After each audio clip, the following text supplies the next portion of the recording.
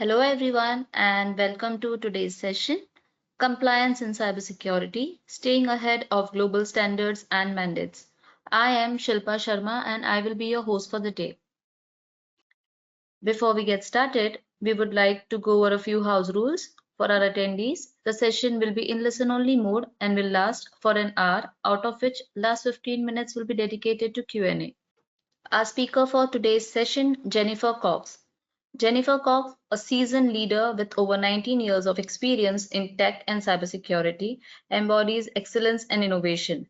As director for Ireland at WICYS UK and Ireland affiliate, Jennifer impact reverberates globally, recognized as one of PCR's top 25 women in tech and a Steve Award recipient. Her expertise is unmatched. Her dedication to diversity, including roles as an ambassador of Ventus International Mentoring Program, reflects her commitment to nurturing future of cybersecurity leaders. With a passion for shaping a secure digital future, Jennifer stands as a guiding light of cybersecurity leadership, driving change and empowerment across diverse industries. Without any further delay, I would hand over the session to you, Jennifer. Thank you so much, Shilpa. I appreciate it. So we're going to get stuck into compliance and cybersecurity today. I'm going to give you a good bit of information, but hopefully, regardless of what stage of your career or your studies that you're at, it's all going to make sense. I think one of the most intimidating things when it comes to compliance is that people think it's somehow going to be super complicated or text heavy and things like that. It can be, but that doesn't necessarily mean that it's difficult in any sense of the way. So Shilpa already did a great introduction. And that's me, that's my face there. You'll find me on LinkedIn handy enough. If you want to connect with me after this, you're more than welcome. So what I'm going to talk about today on my agenda as such for you for today is going to be a few bits and pieces. We're going to walk through it all right? So we're going to talk about the global standards for data protection, current upcoming trends, some governance, the compliance security policies and how to kind of set them up. And then aligning those policies with the regulatory requirements. And then, of course, I'd be remiss to not cover best practices and those common challenges that you'd see in workplaces. And then, of course, we've got Q&A at the end of it. So we'll get stuck in. So I want to dive into one of the most critical areas for any organization. That's going to be global standards for data protection. Data protection regulations, they don't always protect the privacy of the individuals, but they can guide the organizations on how to handle sensitive information and how to do that in a way that builds trust and ensures compliance with all of the legal mandates that are there. So I'm going to focus on the three key standards today. Hopefully you've at least heard of these three. We have GDPR, CCPA, and as we would call it, ISO 27001 or IEC. So each of these frameworks has a unique perspective on how we're going to protect data globally. But before we get into all the technicalities, it's important to remember that compliance is not just a technical problem. It's a human problem. So the regulations affect everybody in any organization, not just the IT or security teams. So I'm going to address both the technical and the human factors as I go, because both are equally as important as the other. So we'll start with GDPR. So that's the General Data Protection Regulation. So this is widely considered the gold standard for data privacy across the globe. And its core principles are many. There's lawfulness, fairness, and transparency, purpose limitation, data minimization, accuracy, and storage limitation. And just to kind of explain them a little better, so lawfulness, fairness, and transparency would be, for example, a retail website where it has to clearly inform their customers how their personal data is going to be used before they sign up for any kind of a loyalty program. Purpose limitation would be something like a HR team that collects employee data for payroll purposes, but it doesn't use it for marketing on new company initiatives. Data minimization, if you've got a mobile phone app, but it only collects the user's email address and your name to set up an account rather than looking for information it doesn't need, like your date of birth. Accuracy, then, say a financial services company has to regularly update your contact information to make sure that it's sending the statements to the right address, basically. And then storage limitation. So let's say an e-commerce platform that automatically deletes all of the customers' data from any accounts that are inactive after 2 years, right? There are examples of those core principles from GDPR. And then there's the human challenge as well when it comes to GDPR. So how do we get employees across the organization to understand why the rules matter? Because they do. And GDPR is often seen as something that only affects the data privacy officers or the legal teams, but the truth is everybody has to play a role in protecting that personal data. So let's say your marketing team is collecting customer data for email campaigns. So they need to know the rules around consent and data minimization in order to prevent any unintentional breaches. Or your HR team that's handling large volumes of employee data, they need to understand the importance around data accuracy and how to store that sensitive information properly. So it's not just the tech teams. So how can we get everybody on board? So this comes down to culture. It's about creating that data conscious culture where protecting privacy is second nature to all of your employees, not just an afterthought. So if you're providing regular simple training sessions and you're highlighting those real life consequences of breaches and encouraging your employees to ask questions, then all of that can make a really big difference, get them involved in the process. So when people realize then that mishandling the data can impact their colleagues or their customers personally, then they're much more likely to follow those rules. So we move then to the CCPA, which is the California Consumer Privacy Act. And this serves as a benchmark for data privacy in the US, in the United States. And the core principles of CCPA are the right to know, the right to delete, and the right to opt out. So examples of those three would be, in the right to know, it means that a California customer can request that a tech company disclose how their personal data is being used, and that the company provides them with detailed information about how it's being used within 45 days. The right to delete is, they're very much like what it says on the tins. The right to delete is, say, a social media user, they're asked to have their account and any associated data related to it permanently deleted. And then the platform has to comply with that within the required time frame. The right to opt out would be if you've got an online retailer that's offering a really clear "do not sell my personal information" button on the website, so that a user can opt out of the data sales really, really easy. So, but the challenge again with CCPA is that it introduces these transparency and data control rights that many people outside of the tech teams don't fully understand. So let's say your customer service teams, they need to be able to handle the requests for data access or deletion without any delay or hesitation. So they have to be aware of the rules and regulations around it too. So the real question here then is, how do you empower your non-technical teams to embrace these rights as well? One of the simplest ways of doing that is to make them aware of how transparency builds trust. So when customers see that a company takes their data seriously, then they're more likely to stay loyal. Educating your employees about these links between privacy and trust and customer loyalty, that motivates them to care about the rules beyond just being compliant.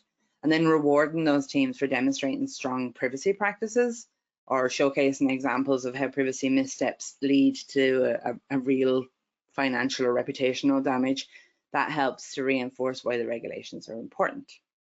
And then finally, we have the ISO 27001. So this is a globally recognized standard for information security management. It's been around a good while. I remember implementing it about 12 or 13 years ago. This helps organizations to manage their information security risks by implementing a robust ISMS. So that's the Information Security Management System. So some of the key aspects of this one are risk management, access controls, and incident response. An example of risk management would be if you are a healthcare provider and you perform regular risk assessments and identify that a patient's data is stored in the cloud and it requires encryption to mitigate any security threats, for example. The access control ones might be where a bank implements two-factor authentication to make sure that only authorized employees can access sensitive customer accounts. And then on the incident response side, after detecting a data breach, let's say a software company follows its ISO 27001 certified incident response plans. That's something that they have to build into it as part of the process. And then they know what to do, so they'll be notifying their affected customers within 24 hours. Now, the human challenge with ISO 27001 is that it's often viewed as being too technical or only relevant to IT teams. Same problem again. But here's the thing, right? Security breaches are most often caused by human error. I'd like to think we all know that. So whether it's somebody that's clicking a phishing email or failing to follow whatever access control policies are in place, non-compliance can start with something that's just a really, really simple oversight from a human perspective. So how do we address this? So what we can do is make security everyone's responsibility. Employees need to feel like they're empowered to report suspicious behavior. If they understand what their role is in protecting the customer data and they feel confident about handling those incidents, then they're going to come to you first. And training, of course, is critical. Ideally, training that people are interested in, but also what comes alongside that is leadership buy-in. So leaders across every department, not just the IT department, should be championing the security by showing how it connects to their business goals in every single department. So maybe, for example, that if you're explaining that an effective incident response could save the company millions in fines, or proper access controls are part of maintaining trust with customers, then that can make the technical concepts a little bit more relatable for people that are non-technical. So in summary, GDPR, CCPA, and the ISO or IEC 27001, they're all about managing data properly and staying compliant. But compliance is a team effort. You may have one or two people or a team that's responsible for it, but really everybody needs to be involved. So every employee from marketing to HR to customer service, they all need to understand how the regulations impact their day-to-day work. So the more human we make these regulations, or at least perceive them, then the more likely people are to embrace them. So it's not just about ticking boxes, it's about protecting each other's privacy and building that trust with your customers and safeguarding the business. So now we're going to have a look at the trends that are shaping the future of information security. Excuse me. So as the technology is evolving, okay, so do the risks and all of the regulatory requirements that organizations have to navigate. So understanding these trends is key to staying ahead of the curve when it comes to ensuring compliance. So I'm going to cover three major trends here: zero trust in hybrid work environments, AI and machine learning, and cybersecurity, and emerging privacy regulations. It's going to be a high level cover, obviously. Won't get into too much detail, but hopefully enough that you can get a taste for them. So each of those is driving changes about how we're thinking about and implementing security policies. And then the first one up, then we'll talk about zero trust model. So this is becoming more and more important as the organizations are transitioning to hybrid work environments. So that traditional security perimeter where we used to focus on protecting everything that's inside the physical network, that doesn't exist anymore. So today you've got employees that are accessing company resources from home, from public networks, multiple devices, even their own ones. And the zero trust approach, of course, it assumes that nobody inside or outside the organization can be trusted by default. So there's a challenge there. The shift has brought this like significant human challenge as well. If people are used to working freely once they're inside of a network, but with zero trust, then every access has to be authenticated and verified. And employees might see these extra steps as a pain in the backside. So they'll get frustrated then, and they'll make attempts to bypass security measures. And that brings a challenge then for the tech teams. So how do we get all of the teams on board with this one? Again, it's about educating the employees and the reasons behind the changes that are in place. So when we explain that zero trust is designed to protect their personal data and the company's critical assets, it becomes a little bit more relatable. So let's say you can frame it like this: like, would you leave your front door unlocked just because you're inside your house? No, you'd still want to make sure that you're safe. So similarly, every single connection, even internal ones, when it comes to the business, need to be verified. And then the second major trend here is that increasing role of AI and machine learning. I'm sure I'd be surprised if anybody on the call hasn't heard of AI or machine learning at this point. And AI is, of course, it's transforming how we're detecting and responding to threats. And then machine learning algorithms can analyze tons and tons of data in real time, and they'll identify patterns and anomalies that us mere mortals would miss. And then the AI powered tools are being used to enhance like threat detection, automated responses, and maybe even predict where there's vulnerabilities that will happen. But again, we've got to look at that human aspect. It's critical. So there's a common fear out there that AI is going to replace jobs, especially among the security teams.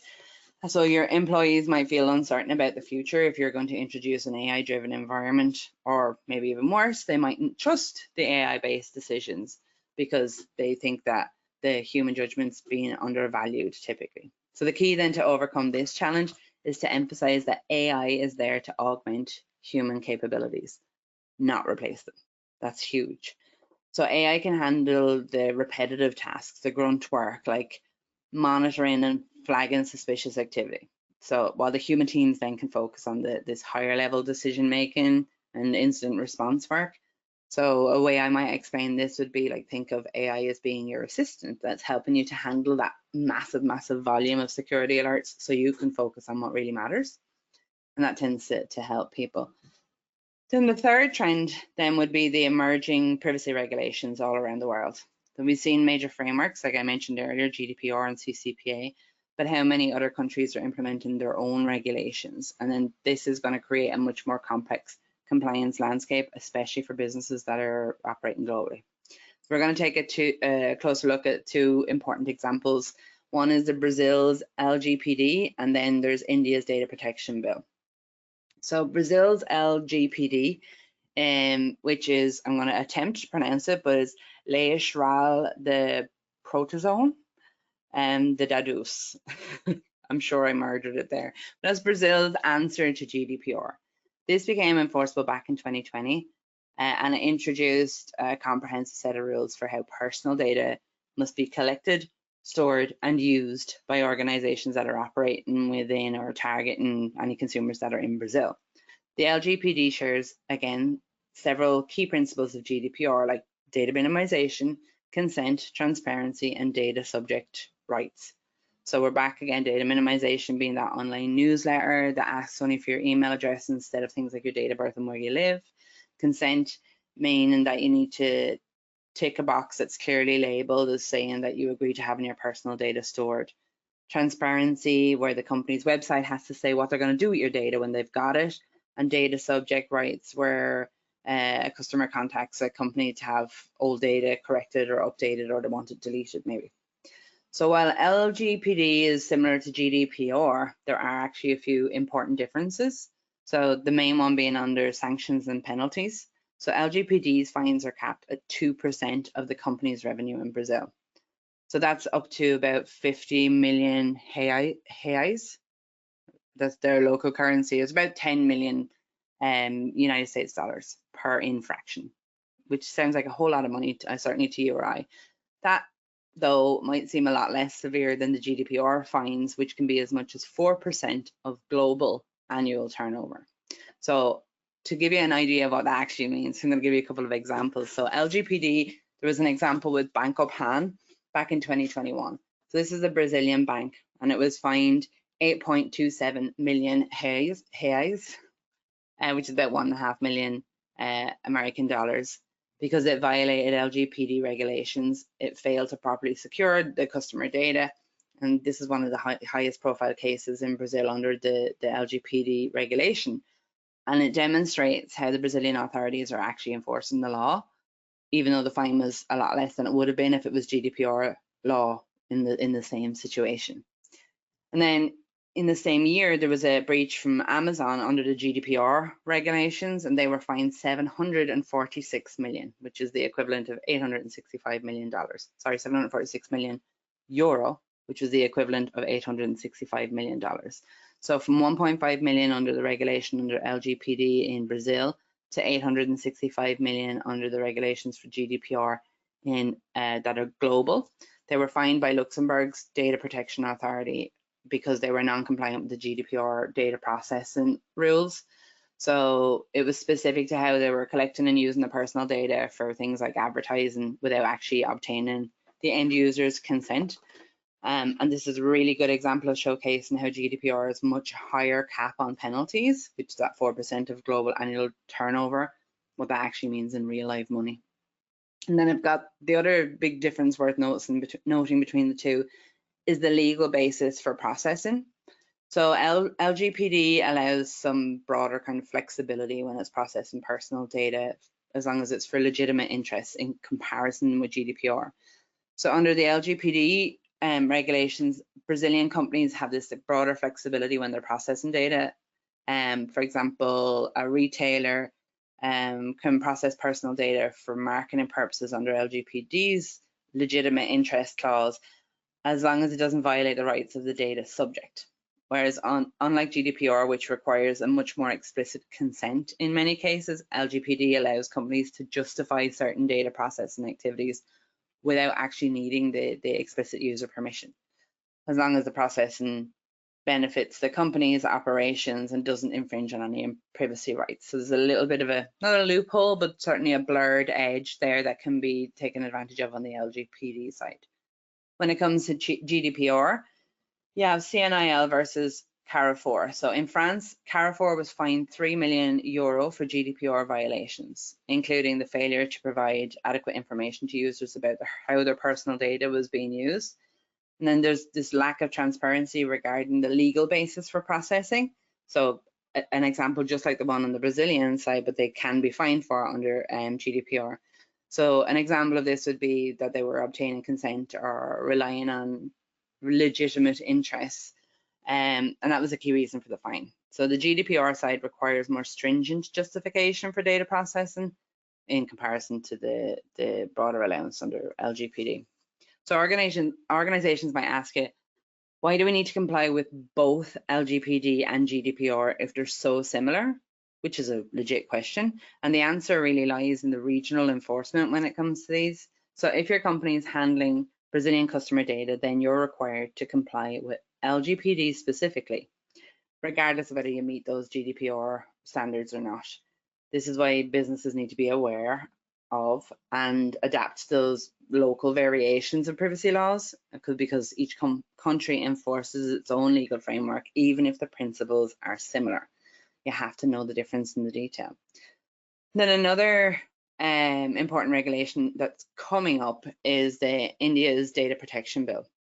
So it's still in development, but it's expected to introduce some significant changes.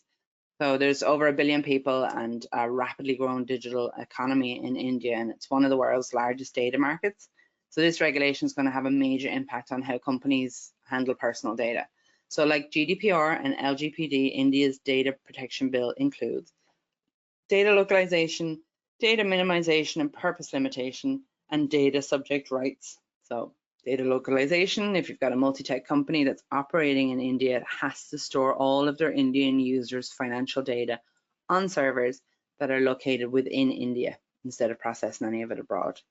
The minimization and purpose limitation, so let's say an Indian e-commerce platform collects only the essential details like delivery address and payment information to process orders. So make sure that nothing that's not needed is gathered.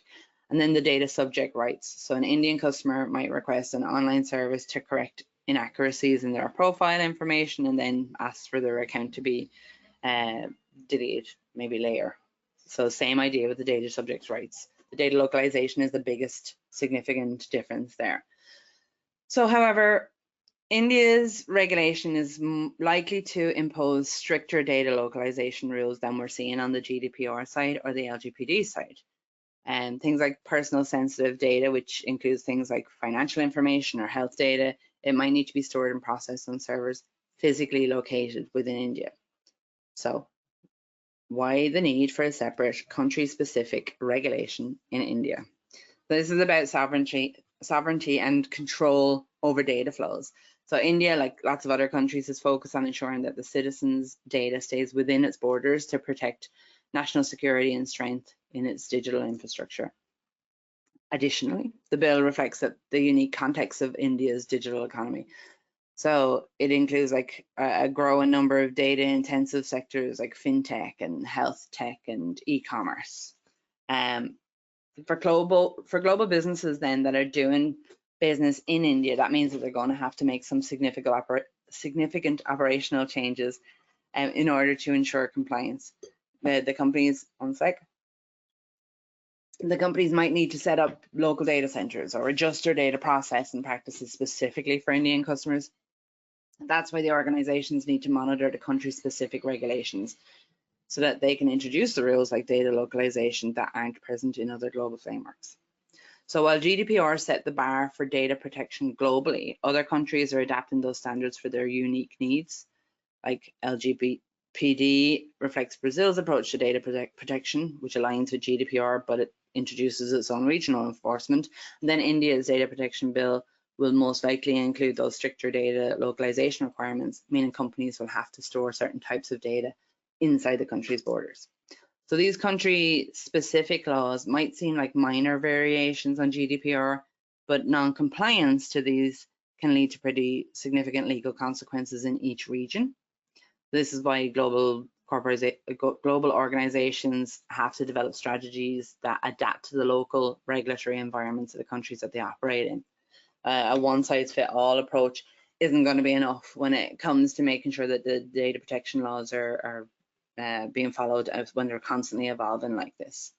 So in summary, we've got Zero Trust is refining how we approach security in hybrid work environments.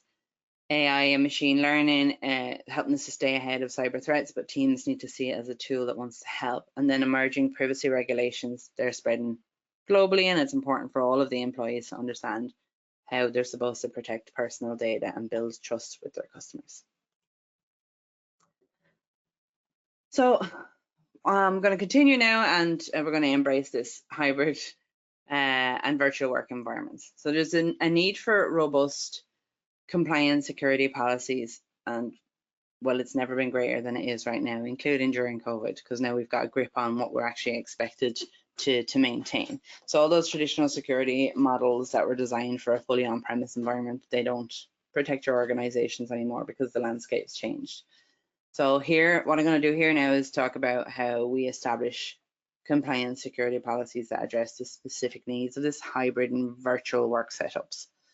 The first key consideration for this is data access. So if you've got employees that are working from home or on the road or co-working spaces, then sensitive company data is being accessed from all over the place. And one of the most effective strategies for ensuring that there's secure access in a hybrid environment is, of course, the Zero Trust model. And again, we've already learned that the humans don't particularly like the Zero Trust model because they see it as more of a burden that gets in the way of what they're trying to do. They're used to logging on once and having all the access that they need. But of course, with Zero Trust, we might ask them to authenticate many times a day and they'll get really frustrated.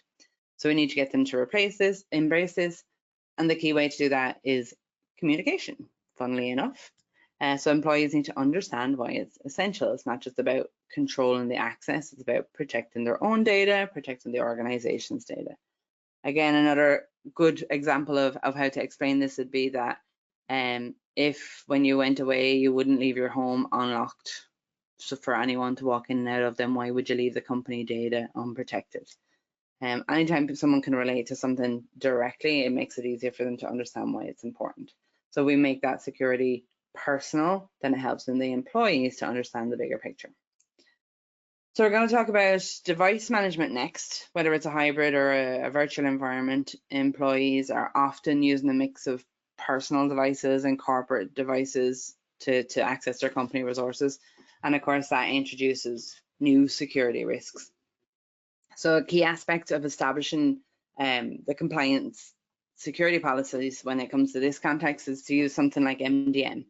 So MDM is mobile device management, and it lets IT teams enforce security policies on those mobile devices, making sure that only compliant secure devices can actually access company data. And the human challenge on that side is that employees might feel like the MDM tools are an invasion of their privacy. So if they're using personal devices like their phone and they're using it to log into work email, they might be hesitant to install any of the corporate security software on those personal phones or personal laptops, which is fair. But it's important as an employer to be really transparent about what MDM actually does and what it doesn't do, and that'll help people to understand. So you can assure your employees, say that MDM software, it only monitors the work-related data. It can't see your personal apps, it can't see your messages, it can't see your browsing history. And of course, you could always give them the choice and say, if you don't want to install MDM on your personal device, then you can use a company-issued device or phone, and give them an option to choose within their comfort zone. And then the third key area around this establishing the compliance security policies is going to be employee awareness, which should be no surprise to you. So in hybrid and virtual environments, human error is going to be the top security risk. And one of the best ways to prevent breaches and ensure that employees are properly trained on how to handle security, and by just being human with regards to training that you bring into play. So it means that you've got to educate them about data protection laws, things like GDPR and CCPA, and how they impact their day-to-day work. You're going to have to cover really basic things like how to securely share files, how to use encryption, and then what to do if you've got to report a security incident. They all seem very basic or very simple to maybe you and I if you're in tech roles, but not necessarily to people who aren't. So the challenge here is getting the non-technical teams to take their security training seriously. They often see it as like an IT problem, something they don't want to have to do. But when it comes to a hybrid environment, again, everybody has a role to play in protecting the organization's data. So if you want to make your training more engaging, try doing things like using real world examples of breaches and consequences. Like you could share a story of how a major data breach resulted from an employee that's fell for a phishing scam. Because when employees see that real life impact of their actions, then they're more likely to adopt the secure behaviors. You could also reward your teams, if the ones that consistently follow the security protocols, and then turn compliance into something to be really, really proud of rather than something to be afraid to admit if you've made a mistake. And then lastly, it's important to ensure that your security policies align with regulatory requirements. I mean, that's why we're here today. We're talking about compliance. So in hybrid environments, this is going to be much trickier because there's different jurisdictions and there's going to be different rules about how data can be accessed and stored. So if you've got data localization laws, like we mentioned in the India Data Protection Bill, where certain types of data needed to be stored within the country, and then you have employees accessing that data remotely, then your policies have to make sure that they're doing so within a compliant manner and that it's all regulated. So back to the human aspect again here, your employees mightn't understand how the compliance regulations affect their job, and be frustrated because of the data they can't access depending on where they are in the world. And to make it easier, what you could do is give them really clear, simple guidelines that explain what they can and can't do with sensitive data. Like if you're accessing customer data from a region with strict privacy laws, then make sure you're using the approved secure tools for data storage and sharing. Then nobody is confused about what it is that they're supposed to do. It's nice and clear with them for there. So I'll summarize then again, which is that establishing those compliance security policies in a hybrid and virtual environment means that you have to use a combination of technology, education, and human engagement. So zero trust for secure data access, mobile device management for control and access across personal and corporate devices, employee awareness to prevent breaches caused by human error, and alignment with regulatory requirements to ensure compliance across regions. Ultimately, the goal is to create security policies that protect the organization, and they need to be practical and understandable for all employees, regardless of the technical background. So I'm just going to move then to the critical aspects of cybersecurity today. So aligning security policies with regulatory requirements. So every organization is dealing with this complex web of regulations like GDPR and LGBT and India's Data Protection Bill. But while the laws are varying, they're sharing this common goal of making sure that personal data is protected. That's the ultimate goal. So for organizations, the challenge is to develop policies that don't just meet the operational needs, but comply with these various legal frameworks. And it can be especially complicated if your business operates across multiple regions. So let's approach this as effectively as possible. And the first step then would be to tailor the security policies. You got to meet that specific regulatory requirement in each region where your organization operates. So GDPR in the EU mandates data minimization and strict consent requirements for processing personal data. Brazil's LGPD has similar principles, but focuses more on a legal basis for processing, which allows more flexibility for legitimate interests. And then India's data protection bill, it likely introduces strict data localization requirements, which means certain types of personal data must be stored within India. Now, I know I'm repeating a few of these bits and pieces, but I think it helps when you get in a lot of information thrown at you at once to be able to reiterate the most important points. So the key challenge here then, of course, is making sure that your policies are flexible enough to accommodate all the different regulations. Like if your company connects data from users in both the EU and India, then your policy needs to outline how the EU data can be processed in line with GDPR and how India data can be in compliance with the localization laws. Now, the human side of this challenge is that non-technical teams like marketing or HR or customer service, they mightn't always understand those legal requirements. And that's why it's crucial then to provide them with this really clear step-by-step guidelines. Like if your marketing team is running campaigns in the 2 regions, they need to know what data they can use, where it can be stored, and how to obtain consent correctly. And if you simplify those requirements into really practical steps, it's going to make it easier for them. And then another strategy for aligning security policies would be to take a risk-based approach, which means prioritizing compliance efforts on the area where there's risks and potential regulatory fines, of course, where that's highest. Like if you handle a lot of sensitive personal data, such as health or financial information, then your focus should be on putting in place the highest level of protection for that data, particularly in regions with the strict laws like GDPR and CCPA. And then for the less sensitive data, you might have some more flexibility, but you need to still make sure that you're meeting the minimum regulatory requirements for things like data minimization and secure data storage. So the human challenge again is understanding or helping your employees understand why some data needs more protection than others. And it's important to be clear about that as you discuss it then from there.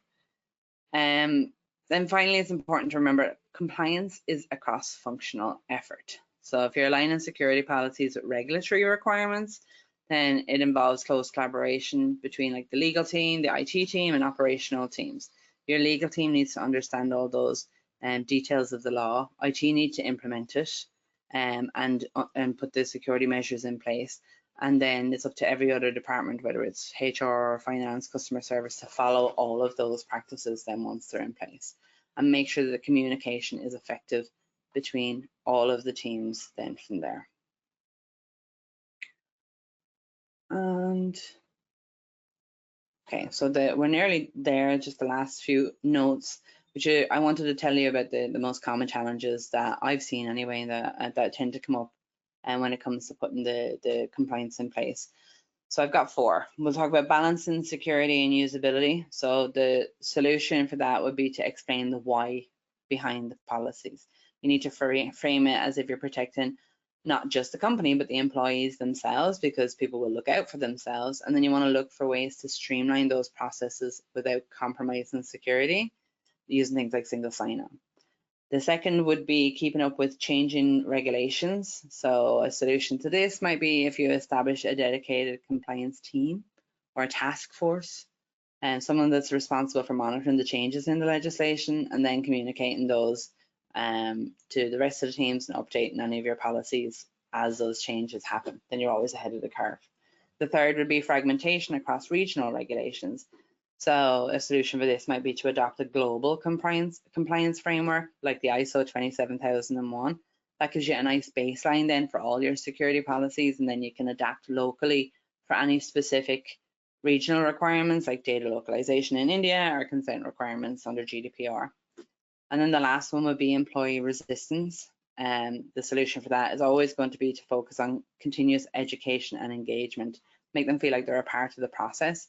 If you show them things like real world consequences of non-compliance and involve them in that whole process, then it's going to mean more to them. And you can use success stories as well to demonstrate the positive impact of compliance, and maybe even consider rewarding compliance friendly behaviors with recognition or incentives and things like that then as well. So by adapting these practices and addressing the challenges, then your organization is going to be better equipped to maintain compliance in this ever-changing regulatory landscape. And that's me. Then I'm going to hand it back over. Thank you very much for that. We'll be having Q&A, I think, later on. So back to you, Shilpa. Thank you very much, Jennifer, for delivering such an insightful and informative session. We Or found the webinar very engaging and hope it was valuable for you as well. it So was. now, yeah, thank you. Before we begin with the Q&A part, I would like to inform all the attendees that EC Council CND maps to many roles in the industry like network security engineer, network security administrator, network security analyst, network security architect, network defense technician, security operator, etc. Anyone with a CND certification is eligible for 1,35,000 plus job vacancies globally with an average salary of $85,613 per annum. If you're interested to learn more, kindly take part in the poll that's going to be conducted now. Let us know your preferred mode of training and we will reach out to you soon.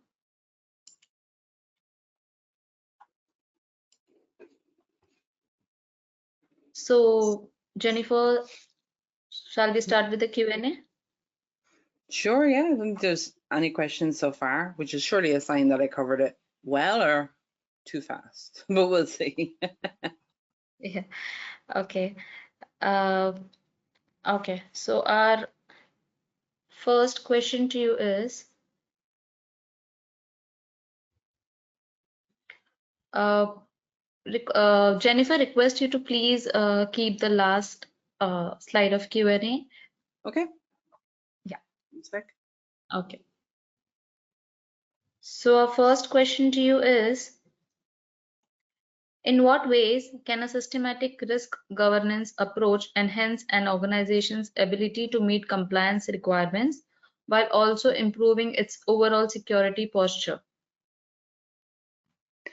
Well, if you're going to be systematic in your approach, that in itself is going to be beneficial. You're going to have what you need is structure when it comes to compliance. You need to be able to set a base level to have a minimum standard that you want to have in place, and then in order to keep up with regulations that are changing, you're going to want to add to that as time goes by. So yeah, I think the only situation you're going to be in where you possibly couldn't implement something like that is somewhere where there's never been any compliance in place and you're starting from scratch. But in an ideal world, what you're going to be able to do is to have that baseline in place and start it from there. It's only going to be a good thing, but how well that's received by your employees and the rest of your team is going to depend entirely on how you communicate it. Thank you, Jennifer, for answering that question. Our No next worries. question to you is, what metrics should be established to evaluate the effectiveness of compliance measures in protecting sensitive data? It's an interesting one because the only time you really know that you're non-compliant and you're doing a terrible job is when you get exposed. And it's the never-ending or the unresolvable problem of cybersecurity. If you're doing a really good job, nobody hears about it because there isn't any problems. You're not being exposed. You're not being exploited. And it's like a double-edged sword as such. So if you're measuring your compliance, what you want to do is originally establish what it is that you want, what compliance standard you want to align to, and then do your measure now as such, and then put that standard in place. Like when it comes to devices and making sure the devices are secure, it's easy enough to put in things like CIS standards to assess a device, see what needs to be changed, put it in place for security, and then assess the device afterwards to see how you've improved. Like with PCI compliance for payments, like credit card transactions or online transactions, there's a standard expected to be in place for that. You would do a scan and assess it, see how you measure today, go in, fix all the things that you need to fix in order to be compliant, and then go back, be reassessed, be determined to be compliant, and then get your certification from there. So it depends on what you want to be compliant with, but you should always have goals, and I know by my reckoning, you should always aim higher than the minimum standard. You're never going to be caught out by anything, by any surprises then from there. And I mean, there's best practices and there's minimum practices. You want to be in the best practices side of things if you're really going to do a good job. The minimum barely what I need practices will do, but you're not really measuring success there. You're dragging yourself up behind everybody else's expectations. If it was me, my goal would be to go in, assess how it is now, get it up to like a best practice standard, and then continue to maintain and measure against that in different ways. So whether it's physical assets and their vulnerability scanning, or the RBAC access controls, and doing audits on those kind of things, that's where I would identify the baseline and the next step where I want to be from there. But it is important to measure it. It's most important to take that very initial assessment and see where you sit. Thank you, Jennifer, for answering that question. Our No next worries. question to you is, could you provide examples of successful strategies for maintaining compliance across different regulatory regions? So there's lots of examples out there. I mean, LinkedIn is always littered with examples of these things. Really, it's pretty standard. When it comes to compliance, like if you do training for something like the ISO 27001, it'll go through how to comply with and pass and be certified for ISO 27001, but it'll also cover and give you tools for each individual area. That, like, there would be business continuity might be one of the areas for it. You need to have a process in place to ensure that you can continue to do business should there be a major disaster. So it's not just going to say put in place a plan for business continuity. Part of the education of the process for getting those levels of compliance is guidance on where to get that or how to do that. And no doubt there's other courses that you can take more specific to it if you've got no knowledge of it whatsoever. But there'll always be an explainer. I also call them like a taster course, an explainer element that shows you what the expectation is, and then you'll sit down as a business. So say with the one for business continuity, then you would sit down as a business and you talk about, well, what do we need to have in place? What's the absolute bare minimum that we can continue to do business with in place if there was a volcanic eruption or an earthquake or something like that and everything was out of action? And so you sit down and you work out your minimum, and then you build a business continuity process that ensures that you have at all times got this minimum amount of equipment, people, communication resources, backup internet, whatever it is that you need in place to be able to meet that standard. When you've got it in place and everything else is in place and you feel like you're doing a really great job, then maybe you'll take it a little bit further then from there. So everything that's in any of those standards, that's just the ISO one. When it comes to any of the others too, they come like with massive great handbooks and massive great explainers, loads of training courses, loads of people that you can resources that you can tap into within those bodies to be able to ask questions of as part of the process. And there's, I'm sure even if you Google today, there's no end of speakers and webinars that will go into more detail than I have done today then as well to help with those kind of things. So don't fear it, because there's absolutely people out there that will help, paid and unpaid. You'll get free resources in places too. But yeah, it's all, every single aspect of it is there. The only bit where you're going to be unsure is where you make the decision about the level that you want to be at. It'll say, okay, this is, you need to have this thing in place, and you decide, okay, well, is level 1, 2, or 3 where we want to be with it? And that just changes the expectation of what you want to implement there. Thank you, Jennifer. No worries. We'll take last 2 questions for the day. So our next question to you is, would you suggest CIS as a good start into evolving a company's security baseline? Yeah, absolutely. CIS is probably one of the most digestible standards and the most achievable standards. So let's say, hopefully they don't exist, but I know they do in places. But let's say that you went into work for a company tomorrow and you're now responsible for all of their cybersecurity, well, everything in the cybersecurity side, because if they're a business that's never had it before, you'd be responsible for everything, first person on the ground. If you want to implement a good, simple standard, then there's CIS tends to do a level 1 and a level 2.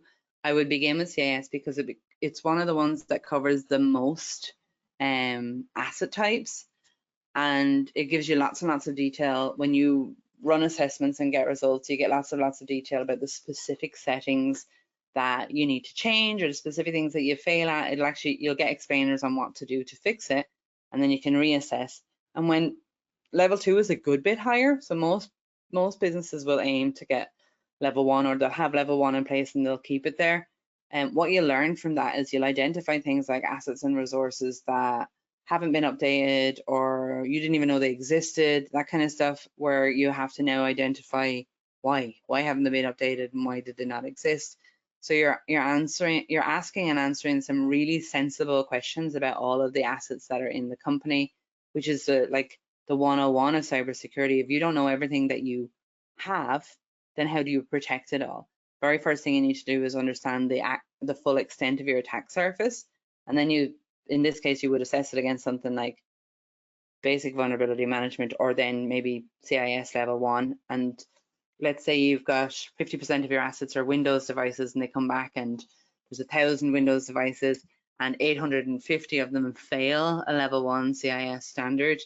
You've now got a pretty good idea of the amount of work that you're going to have to do to bring them up to what would be considered a nice best practice standard that shouldn't be difficult, to achieve. Rather than jumping straight in at something that is like, if you jump straight into a CIS level 2, everything's going to fail, probably, most likely, if they've had nobody in place there first. And you're going to have, if you put everything in place straight away, you're going to have a lot of users coming back to you going, I can't access this, this doesn't work, this won't run. So go up in the stages. As tempting as it is to skip them, go up in the stages and do it from there. But if you're somebody who's never done anything like that before, go have a read up on some of the CIS compliance standards for devices, because it makes a lot of sense on the implementation side around the kind of things you'd be expected to do. Thank you so much, Jennifer, for such a brief answer. Our No last worries. question to you is, which applications or tool is available as AI and ML in cybersecurity? So there's a lot of them out there. It depends on if you're a company that just wants to go into vulnerability management, you can quickly Google a vulnerability management scanner and find them. I used to work for a company called Tenable. They have them. Rapid7 has them. Qualys has them. There's lots of companies. But nowadays you've got things like cloud assets and such in there too. So you're really looking for a tool that does more than just vulnerability management. So the very first tool I would suggest that you do is find one that identifies your assets. So yeah, I think we used to call it like an ASM tool. So it's like an asset discovery tool. It was called, I can't remember what the name of it was called, but if you're looking for an asset discovery tool and you push it out across your network, say even at home, what it'll do is it'll come back and tell you about every single device that's connected to your network that exists. It'll attempt to tell you what all those devices are, but it might struggle with things like maybe you've got a controller for your heating or something like that. But at least you now know that you've got 25 devices where you thought you had 15, and you can start. Again, that's about understanding your entire attack surface. I now know I have 25. Maybe I only want to focus on 15, but at least I'm consciously deciding not to do anything with those other 10 rather than not knowing that they exist. And there's a lot of free tools as well. I think like one of the best ones is Nessus. Used to be called Nessus Home.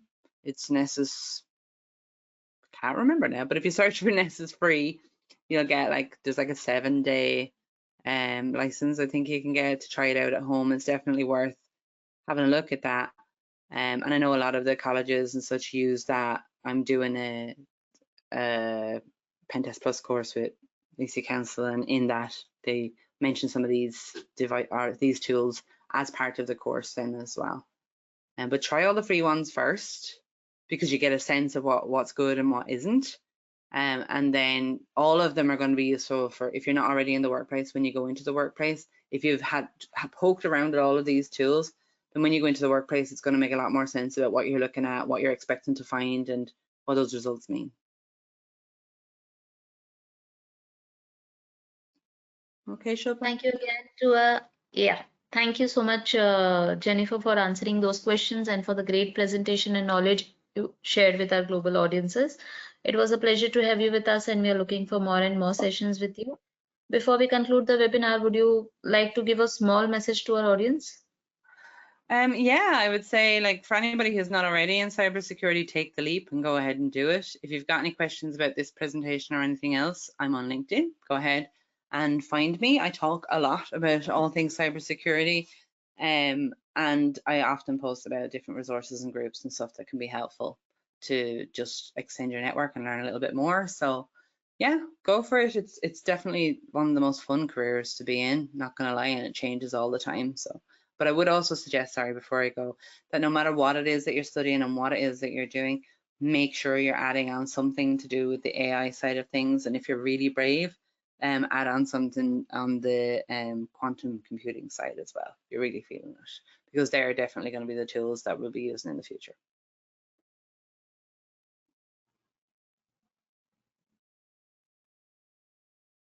Thank you, Jennifer, for the message to our audience.